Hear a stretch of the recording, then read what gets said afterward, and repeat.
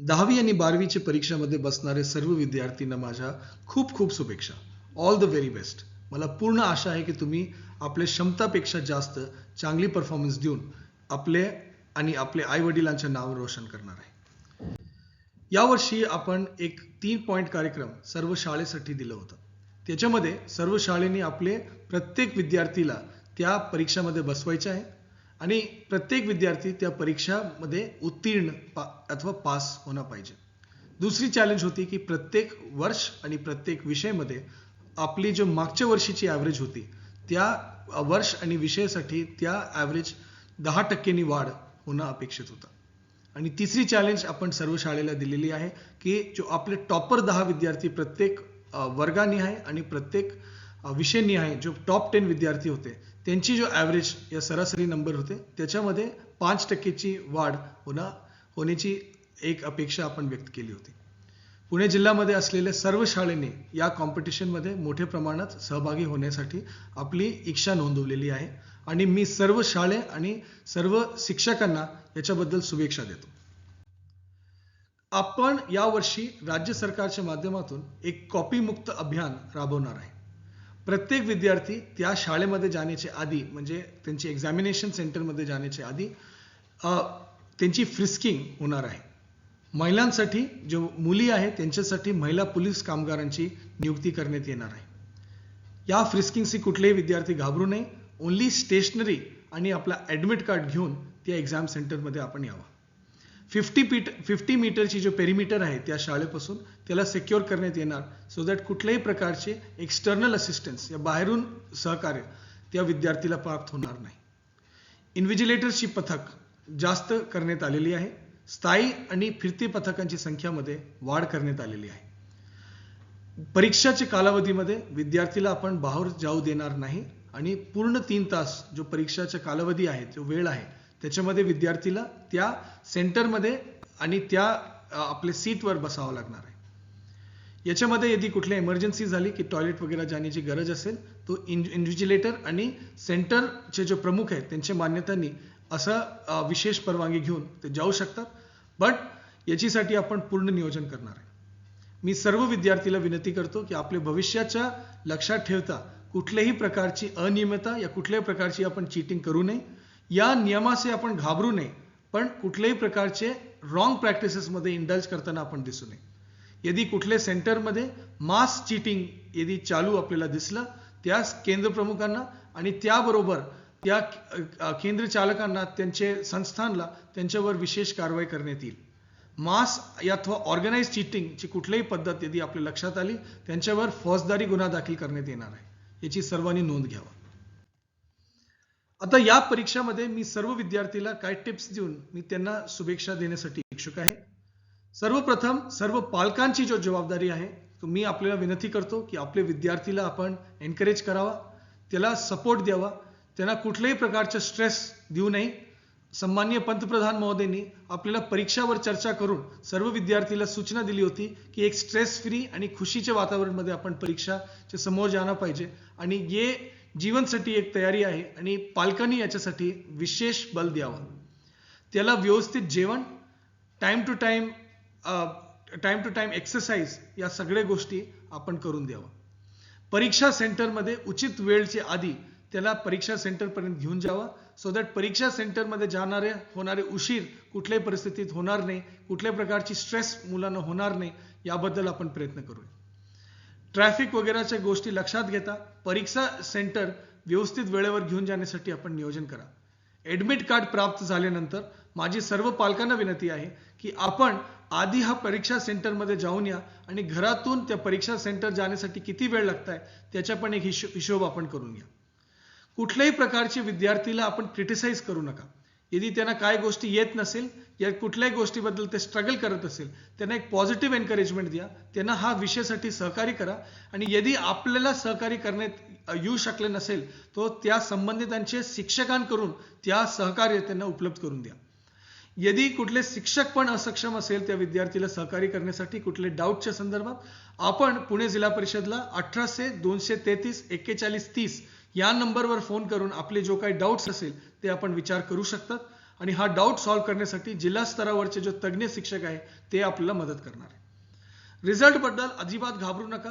Result बद्दल आपण विचार पण करू नका. आजचा जो टाइम आहे ते परीक्षाचे समोर जाण्याचा वेळ आहे. रिझल्ट मध्ये काय होणार, भविष्यात काय होणार याबद्दल कुठल्याही प्रकारची चर्चा पालकांनी विद्यार्थीकडून कृपा करून करू नये. यदि विद्यार्थी त्याचे एक लूप मध्ये आहे, ते वेळ घाय करण्यासारखा एक विषय आहे, तो मी त्यांना विनंती करतो की याबद्दल पण आपण अजिबात चर्चा करू नये. स्टेशनरी यदि विद्यार्थीकडे उपलब्ध नसेल तर मी सर्व ग्रामपंचायतला सूचना दिलेली आहे आणि आज आपल्या माध्यमातून परत सूचना देतो की जो काय आवश्यक स्टेशनरी असेल त्याच्यामध्ये ज्योमेट्री बॉक्स, पेन, पेन्सिल इत्यादी सर्व विद्यार्थीला आपण उपलब्ध करून द्यावा. पालकांना मी विनंती करतो की उचित प्रकारची चांगली क्वालिटीची स्टेशनरी त्या विद्यार्थीला आपण उपलब्ध करून द्या. जो काही स्टेशनरी आपल्याला उपलब्ध होत असेल, चाहे पेन असेल, ज्योमेट्री बॉक्स असेल, त्याचा एक पूर्व वापर करून घ्या, सो दॅट त्या एक्झाम सेंटरमध्ये स्टेशनरी चालत नाही म्हणून आपल्याला कुठल्याही प्रकारची अडचणी येणार नाही. आता परीक्षासाठी 1 आठवडा ते 15 दिवसचा वेळ आहे. प्रत्येक परीक्षाच्या मध्यंतरी काय काय वेळ आपल्या समोर आहे. माझी सर्व विद्यार्थीला काय 6 गोष्टीची सूचना आहे. सर्वप्रथम आपले जो कमजोर विषय आहे त्याच्याबद्दल आपण त्याची ओळख करून घ्या. जो आपले मध्यवर्ती विषय आहे, जो मीडियम स्तरावरचे विषय आहे आणि जो स्ट्रॉंग विषय आहे त्याची आपण ओळख करा. कमजोर विषय ची जो सूची आहे त्याला जास्तीत जास्त कमी करण्याचा प्रयत्न करा आणि जो मध्यवर्ती विषय आहे त्याच्यावर परीक्षापूर्वी खूप लक्ष द्या, सो दॅट त्याला तुम्ही स्ट्रॉंग विषय करू शकतो. आणि स्ट्रॉंग विषयाचा पण 1 या 2 वेळा किमान आपण प्रॅक्टिस करून घ्यावा. दुसरा, यदि कुठलेही कॉन्सेप्ट, कुठलेही मेथड्स, कुठल्याही गोष्टी आपल्याला क्लिअर नसेल तर आपले पालकांकडून, आपले जुने नोट्स कडून, आपले मित्रांकडून आणि आपले शिक्षकांकडून हे डाऊट्स आपण क्लिअर करून घ्या. परीक्षामध्ये वेळ आहे. लास्ट क्षणापर्यंत आपल्याला परिश्रम करायचे आहे. लास्ट बॉल पर्यंत आपल्याला बॅटिंग करायचे आहे आणि मी प्रयत्न करतो की या वेळापर्यंत आपण कष्ट घेऊन काम करावं. क्वेश्चन पेपर जो आपल्या समोर येतात त्याची एक फिक्स्ड पॅटर्न आहे. SCERTच्या माध्यमातून पॅटर्नची अनालिसिस पण करण्यात आलेली आहे. कुठल्या नंबरवर कुठल्या प्रकारचे प्रश्न अपेक्षित आहे त्याच्यामध्ये आहे. त्याबरोबर त्या कुठल्या चॅप्टरमध्ये येणं अपेक्षित आहे त्याच्याबद्दल पण माहिती त्या व्हिडिओमध्ये आहे. माझी विनंती आहे की पुढच्या परीक्षाची तयारी करण्यापूर्वी त्याची पॅटर्न अनालिसिस करून घ्या. ज्या सब्जेक्ट या ज्या विषयामध्ये ज्यादा नंबर आहे, ज्या पाठमध्ये जास्त नंबर आहे, त्यासारख्या पाठाला आपण वेळोवेळी प्रॅक्टिस करून त्याच्या आपला स्कोरिंग वाढवण्यावर आपण लक्ष द्या. कुठल्याही प्रश्नाच्या कसं उत्तर द्यायचं आहे त्या आपल्याला शिक्षकांनी आपल्या वर्षभरात शिकवले असेल. त्या सराव परीक्षाचा अनुभव आणि जो आपल्याला शिक्षकांनी शिकवलेला आहे त्याच्या माध्यमातून आपण प्लीज एन्श्योर करा की त्या प्रश्न कसा उत्तर द्यायचा आहे त्याची आपली स्ट्रॅटेजी क्लिअर असला पाहिजे. त्याबरोबर कुठले प्रश्न पहिले सोडवायचे आहे, कुठले प्रश्न नंतर सोडवायचे आहे त्याची पण स्ट्रॅटेजी असायला पाहिजे. 1 तासात, 2 तासात आणि 3 तासात किती प्रश्न आपल्याला पूर्ण करायचे आहे त्याचा पण आपण क्लिअर कट स्ट्रॅटेजी ठेवा. सो दॅट वेळाचा पूर्ण वापर करून, म्हणजे पूर्ण 3 तासाचा वेळ व्यवस्थित वापर करून आपण आपली परीक्षा व्यवस्थित उत्तर देऊ शकतात. कुठल्याही प्रश्नावर जास्त आपण वेळ घाई करणार नाही आणि जो काही महत्त्वपूर्ण पॉइंट्स आहे त्याला व्यवस्थित आपण अंडरलाईन करून घेणार. जास्त जो गणित या इतर प्रकारचे जो सायन्स, गणित आणि विज्ञान सारखे जो सब्जेक्ट्स आहे त्याच्यामध्ये स्टेप्स आपण समजून घ्या की प्रत्येक प्रश्न प्रकार आपल्याला कसं सोडवायचं आहे. यदि आपल्याला स्टेप्स माहित असेल आणि इवन यदि आपला शेवटचे उत्तर चुकलं असेल, यदि आपले सर्व स्टेप्स करेक्ट असेल तर फिर भी आपल्याला 80-70% पर्यंत नंबर मिळणार आहे, क्योंकि स्टेप मार्किंगचे नियोजन आपल्या परीक्षामध्ये असतो. खूप जास्त मॉक परीक्षा घेऊ नका, क्योंकि मॉक परीक्षा आपल्याला जो सराव परीक्षा जो आपल्याला अगोदरपासून माहिती आहे ते आपल्याला ते परत आपल्याला सांगणार आहे. माझी आपल्याशी विनंती आहे की आपला जास्त फोकस मॉक परीक्षा तो असायला पाहिजे, म्हणजे आपल्याला प्रश्नाची पॅटर्न्सची जाणीव असणं पाहिजे, परंतु आपली मेन फोकस नॉलेज वाढवणे आणि प्रत्येक प्रश्न कसा सोडवायचा आहे त्याच्यावर असला पाहिजे. मी हे नाही म्हणतो की सराव परीक्षा अजिबात देऊ नका, सराव परीक्षा द्या, पण सराव परीक्षाचा वापर आपले कमजोर आणि आपले जो चांगले विषय आहे, म्हणजे चांगले पाठ आहे त्याला समजून घेण्यासाठी, त्याच्या वर्गवारी करण्यासाठी वापरा. परीक्षाचा वेळ मर्यादा कसा पूर्ण करायचा आहे त्याच्यासाठी वापरा. पण ज्या ज्या गोष्टी आपली कमी आहे त्याच्याबद्दल आपण खूप वेळा रिव्हिजन करून आपण त्याची अभ्यास करा. सिस्टमॅटिकली अभ्यास करा. यदि आपण सिस्टमॅटिकली अभ्यास नाही करणार तो आपण खूप वेळा अभ्यास करणार, बट आउटपुट जो आपल्याला अपेक्षित आहे ते आपल्याला मिळणार नाही. एक्झामच्या पॅटर्न बद्दल मी आधी सांगितलेलं आहे. मी परत आपल्याला सांगतो की एक्झाम पॅटर्न समजून घेऊन प्रत्येक प्रश्न मध्ये काय कुठल्या प्रकारच्या उत्तर अपेक्षित आहे, प्रश्नाच्या प्रमाणे उत्तर द्या. प्रत्येक प्रश्नाचे उत्तर त्यांचे प्रमाणे आहे. इवन यदि माहिती सेम असेल ज्याच्या आधारावर आपण उत्तर देतोय, शॉर्ट आन्सर टाइप मध्ये वेगळ्या प्रकारचे उत्तर देणं पाहिजे, ज्याच्यामध्ये आपण थेट त्या पॉइंटचे उत्तर देणं पाहिजे. त्याबरोबर जो लॉंग आन्सर टाइप आहे त्याच्यामध्ये जो आपले ये सारखा जो असतो की इंट्रोडक्शन, बॉडी आणि कन्क्लुजन, त्यासारखं उत्तर आपल्याला लिहिणं अपेक्षित आहे. तो शॉर्ट आन्सर मध्ये इंट्रोडक्शन युजली येत नाही, डायरेक्टली मेन पॉइंट्स येतो, आणि लॉंग आन्सर मध्ये इंट्रोडक्शन, बॉडी आणि कन्क्लुजन हे तीन भाग आपल्या समोर येतो.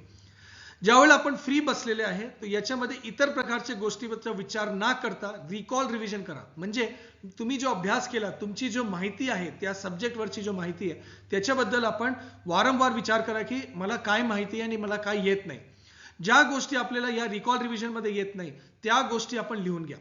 रिकॉल रिव्हिजन करताना मॅथ्सचा अगर प्रश्नाचे एक प्रकार आहे, त्या प्रश्नाच्या प्रकारला कसं सोडवायचे आहे, त्याचे स्टेप्स काय असणार आहे, त्या स्टेप्स आपण वारंवार आठवण करून त्याचा विचार करावा.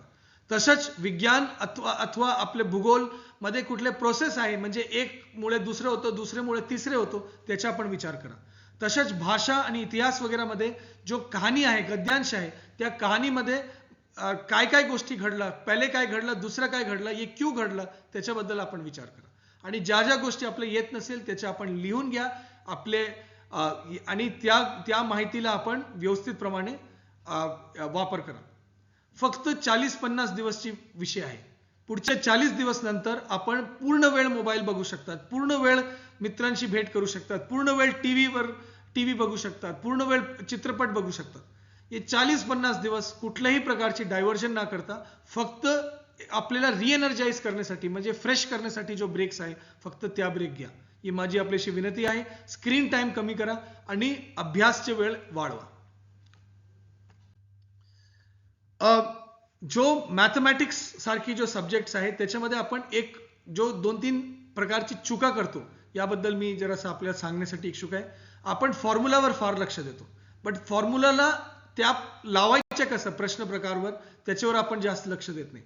तो हा प्रश्न सोडवण्याची जो प्रक्रिया आहे, ज्याच्याबद्दल आपल्या वर्गात वेळोवेळी आपल्याला शिक्षकांनी शिकवलं असेल, तुम्ही जो प्रॅक्टिस परीक्षा या प्रॅक्टिस जो तुम्ही आपल्या घरी केलं असेल त्याच्यामध्ये तुम्ही त्याला सोडवलं असेल, तर माझी आपल्या सर्वांना विनंती आहे की फक्त फॉर्म्युलावर लक्ष न देता त्या फॉर्म्युलाचे अप्लाय कसं करायचे आहे, त्याचे स्टेप्स काय असणार आहे त्याच्यावर लक्ष द्या. थिओरम, रूल, डेरिव्हेशन्स जो आपल्याला डायरेक्ट उत्तर देता येतो त्या व्यवस्थित प्रमाणे आपल्या डोक्यात ठेवा, सो दॅट हा सारखा प्रश्न आला तर तुम्ही व्यवस्थित तिथे लिहून त्याचा तुम्ही नंबर घेऊ शकता.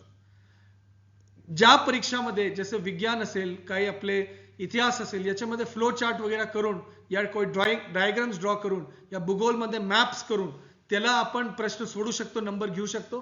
त्याच्यासाठी विशेषतः आपण डायग्राम्स, मॅप्स वगैरेचे पण प्रॅक्टिस करा. ते आपण फक्त बघतोय, बघून आपल्या डोक्यात राहणार नाही. माझी विनंती आहे की खरं प्रॅक्टिस करा. भाषेचे जो सब्जेक्ट्स आहे, सेम प्रश्न येत नाही, बट एक सेम प्रकारचे प्रश्न येतो आणि स्टँडर्ड प्रकारचे प्रश्न आहे.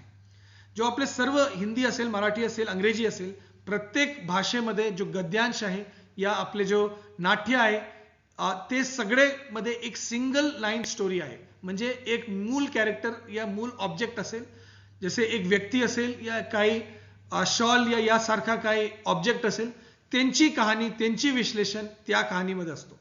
त्याला यदि तुम्ही एक मेंटल फ्लो चार्ट आपण तयार केला, या पेपरवर आपण एक फ्लो चार्ट तयार केला, त्याला आठवण ठेवणं फार सोपं असतो. तर माझी आपल्या सर्वांना विनंती आहे की याच्याबद्दल एक विशेषतः प्रत्येक चॅप्टरच्या एक सिंगल फ्लो चार्ट करा.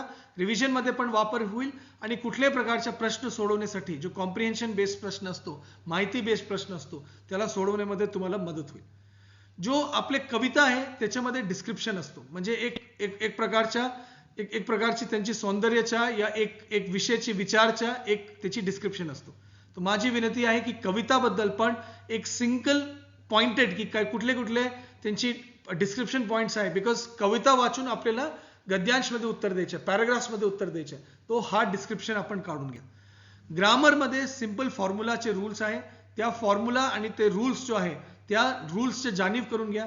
फक्त रूल्स जाणून आपल्याला काय होत नाही, त्या नियमाच्या त्या ठिकाणी अंमलबजावणी कसा करायच्या ते आपल्याला जाणून घ्या.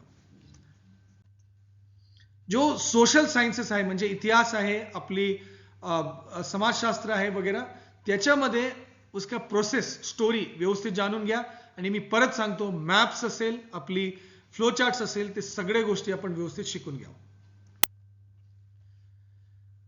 परीक्षा देताना स्वतःला फार सिस्टमॅटिकली आन्सर देण्याचा प्रयत्न करा. आन्सरला व्यवस्थित स्ट्रक्चर करा आणि यदि काही चूक झाला तर घाबरू नका, त्यांना नीट कट करून व्यवस्थित त्याचे समोर लिहा. ओव्हर रायटिंग कृपा करून करू नका. कुठल्याही प्रश्नाचा उत्तर जो आहे ते आपल्याला प्रश्नाला उत्तर द्यायचं आहे, त्या ठिकाणी आपल्याला माहिती नाही दाखवायचं. आपल्याला हा प्रश्नाची जाणीव आहे हे नाही सांगायला पाहिजे. तर माझी सर्व विद्यार्थीला विनंती आहे की प्रश्न व्यवस्थित वाचून हा प्रश्नाचे उत्तर द्या. की यदि तुम्ही हा प्रश्न कोणाला विचारला असता, तुम्हाला कुठल्या प्रकारची उत्तर अपेक्षित होती, की तुम्हाला हा प्रश्नाबद्दल आणि त्याच्यामध्ये राहणारे सर्व माहितीची पूर्णता जाणीव व्हावी, असं तुम्हाला उत्तर अपेक्षित होतो. तो तुम्हाला जसं उत्तर अपेक्षित होतं त्यासारखं उत्तर द्या, प्रश्नाचे उत्तर द्या. जो काही तुम्ही लिहिलेला आहे, आता आपण भरपूर गोष्टी लिहितो, त्याच्यामध्ये जो मूल पॉइंट आहे, 1, 2 मॅक्सिमम 3 शब्द, जो मूल पॉइंट्स आहे, सब हेडिंग्स आहे, त्याला कृपा करून अंडरलाईन करा. त्याच्यामध्ये त्या शब्दाच्या खाली क्लिअर रेषा ड्रॉ करा. त्याच्यामधून एक साफ पेपरमध्ये जो आपल्या प्रश्नाच्या तपासणी करणारे शिक्षक राहणार आहे, तपासणी करणारे जो व्यक्ती राहणार आहे, त्याला उत्तर शोधणे में अडचण होणार नाही. जो मूल पॉइंट आहे त्याला शोधायला अडचण होणार नाही. मूल विषय त्यांना पटकनी सापडणार आणि ते तुम्हाला पटकनी नंबर देणार. माझी विनंती आहे की त्या उत्तर मध्ये जो मूल पॉइंट आहे त्याला तुम्ही क्लिअर कट हायलाइट करा. नाही तर कधी कधी आपण भरपूर गोष्टी लिहितो, मूल पॉइंट सापडत नाही. तो माझी विनंती आहे की मूल पॉइंट व्यवस्थित आपण हे करा. टाइम मॅनेजमेंट बद्दल 2 गोष्टी आहे. अभ्यास करण्याच्या पूर्वी, जो प्रत्येक परीक्षा पूर्वी 1, 2, 3, 4 दिवस असणार आहे, त्या कालावधीचे पण व्यवस्थित नियोजन करावा. तुम्हाला व्यवस्थित नीट नियोजन असणं पाहिजे की परीक्षा 4 दिवस नंतर आहे, या 4 दिवस मध्ये मी माझे जेवढे तास उपलब्ध आहेत मी त्याचा कसा वापर करणार आहे. त्याबरोबर परीक्षाच्या कालावधीमध्ये तुमच्याकडे प्रश्नपत्रिका सोडवण्यासाठी क्लिअर 3 तास उपलब्ध आहे. हा 3 तासात कुठल्या परीक्षा आपल्याला परीक्षाचे कुठले प्रश्न पहिले लिहायचे आहे, नंतर लिहायचे आहे, जास्तीत जास्त नंबर आपले कुठून मिळेल, कुठले विषय आपला स्ट्रॉंग आहे त्या स्ट्रॉंग विषयामधून जास्तीत जास्त नंबर कसा काढता येईल, जो विषय मीडियम आहे त्याला कसं सोडवता येईल, याच्यासाठी एक क्लिअर कट आपल्याकडे पॅटर्न उपलब्ध आहे. त्या पॅटर्नची अनालिसिसची व्हिडिओ उपलब्ध आहे. याबद्दल प्रत्येक शिक्षकांनी पण तुम्हाला आधी मार्गदर्शन केलं असेल. तर जो काही तुमची पॅटर्न आणि तुमची जो एक्झाम सोडवण्याची जो स्ट्रॅटेजी आहे, प्रत्येक व्यक्तीची वेगळी वेगळी स्ट्रॅटेजी असू शकते. कुठलेही गोल्डन रूल उपलब्ध नाही आहे. तुमची जो काही स्ट्रॅटेजी आहे, तुमचे स्ट्रेंथ अँड वीकनेस प्रमाणे जो तुमची स्ट्रॅटेजी आहे, त्या स्ट्रॅटेजीचा वापर करून आपल्या वेळेचा व्यवस्थित वापर करून पहिले तास, दुसरे तास, फिर अर्धा तास आणि शेवटचे अर्धा तास असं करके 3 तासाची परीक्षा व्यवस्थित सोडवा. आणि कुठलीही परीक्षा या पेपर पत्रिका बघून या कॉपी मुक्त अभियानचे पथक बघून तुम्ही घाबरू नका. तुमची पूर्ण लक्ष तुमचे पेपरवर असला पाहिजे. तुमची पूर्ण लक्ष प्रश्नपत्रिका सोडवण्यावर असला पाहिजे. 3 तास तुमची व्यवस्थित कॉन्सन्ट्रेशन असलं पाहिजे. याच्यासाठी मी सर्वांना विनंती करतो, रात्री झोपा, दिवसभर फ्रेश राहा. जो परीक्षाचा जो वेळ आहे, तुम्ही 10 से 1 असेल या 2 से 5 असेल, जो काही परीक्षाचा तुमचा वेळ आहे तुमच्या ऍडमिट कार्ड प्रमाणे, त्या वेळात तुम्ही फ्रेश असला पाहिजे. त्या वेळात तुम्हाला भूक लागणार नाही पाहिजे. त्याची मसल मेमरी डेव्हलप करण्यासाठी एक जागेवर बसून तुम्ही आपल्या घरी, आपल्या शाळेत, आपल्या स्टडी हॉलमध्ये अभ्यास करा. त्या काळात तुम्हाला एक पण वेळ उठण्याची नसावा याची तुम्ही खात्री करा. सो दॅट तुमची मसल मेमरी पाहिजे तो परीक्षाचे दिवस त्या ठिकाणी बसून लिहिण्यामध्ये तुम्हाला अडचण होणार नाही. 10वी आणि 12वी महत्वपूर्ण आहे, पण परत घाबरण्याची गोष्टी नाही. 10वी तुमची एक अकॅडमिक अचीवमेंट दाखवण्यासाठी एक चांगली संधी आहे. तुमची एक परीक्षा आहे की तुम्ही स्ट्रेस अँड एन्झायटी कसं पूर्ण करणार, जीवनमध्ये पुढे जाण्यासाठी तुमची काय क्षमता आहे, या तुमची कुठले बद्दल म्हणजे इच्छा आहे त्याची बद्दल हे आहे. काही मुलांच्या डोक्यात असतो की मी खेळात चांगला आहे, मी संगीतमध्ये चांगला आहे, मी दुसऱ्या गोष्टीत चांगला आहे, तुम्ही शिक्षण जरा कमी केलं तरी चालेल, मी अभ्यास कमी केला तरी चालेल. मी तुम्हाला क्लिअर कट सांगतो, ये एक अभ्यास माहितीबद्दलची अभ्यास नसतो, अभ्यास याच्याबद्दल असतो, एक प्रकारची जीवनशैलीबद्दल असतो. यदि तुमच्यामध्ये डिसिप्लिन आहे तर तुम्ही स्पोर्ट्समध्ये चांगलं करणार. यदि तुमच्यामध्ये वही डिसिप्लिन आहे की तुम्ही ज्या विषयाची बद्दल तुम्ही दृढ निश्चय करता, डिटर्मिनेशन दाखवतात, त्याला तुम्ही व्यवस्थित सोडवतात, तर तुम्ही शिक्षणमध्ये पण चांगलं करणार. असं अजिबात नाही की जो व्यक्ती स्पोर्ट्समध्ये चांगला आहे, क्रीडात चांगला आहे, तर ते शिक्षणात चांगलं होऊ शकत नाही. तर माझी आपल्या सर्वांना विनंती आहे की याबद्दल तुम्ही व्यवस्थित लक्ष देऊन काम करावं आणि याबद्दल कुठल्याही प्रकारची अडचणी येऊ नये याच्यासाठी मी म्हणजे स्वतःचे मेंटल ब्रेक स्वतःवर लावू नये याच्याबद्दल खात्री करून घ्यावा. ही परीक्षा फार सरळ आहे. या परीक्षामध्ये तुम्ही फार चांगला करू शकतो. तुमच्या आधी पण भरपूर लोकांनी केलं आहे, तुम्ही पण करणार आहे आणि आजपर्यंत तुमची जो काही शैक्षणिक इतिहास असेल त्याला बाजूला ठेवा. ही एक नवीन सुरुवात आहे. हे तुमच्या शाळेचे बाहेर जाऊन ही एक जगामध्ये नवीन सुरुवात आहे. माझी आपल्याला विनंती आहे, तुम्ही यदि फक्त पुढच्या 40-50 दिवस लक्ष दिला, कुठल्याही गोष्टीमध्ये तुम्ही स्वतःला डायव्हर्ट केलं नाही, पूर्ण लक्ष या परीक्षेवर दिलं, मला पूर्ण विश्वास आहे की तुम्ही फार छान करणार. कुठल्याही प्रकारची घाबरू नका. कुठल्याही प्रकारची अडचण असेल, जो हेल्पलाईन्स आहे त्या हेल्पलाईनवर फोन करा आणि आपल्याला यदि जिल्हा परिषद कडून काय मदतची अपेक्षा असेल 1800-233-4130 ही आपली हेल्पलाईन नंबर आहे, टोल फ्री हेल्पलाईन नंबर आहे, याच्यावर आपण फोन करा. हे बोलून मी सर्वांना शुभेच्छा देतो. त्यांना विनंती करतो की खूप अभ्यास करा आणि या परीक्षामध्ये उत्तीर्ण होऊन स्वतःच्या, आपल्या आई वडिलांच्या, आपल्या शाळेच्या, आपल्या शिक्षकांच्या नाव रोशन करा. जय हिंद, जय महाराष्ट्र.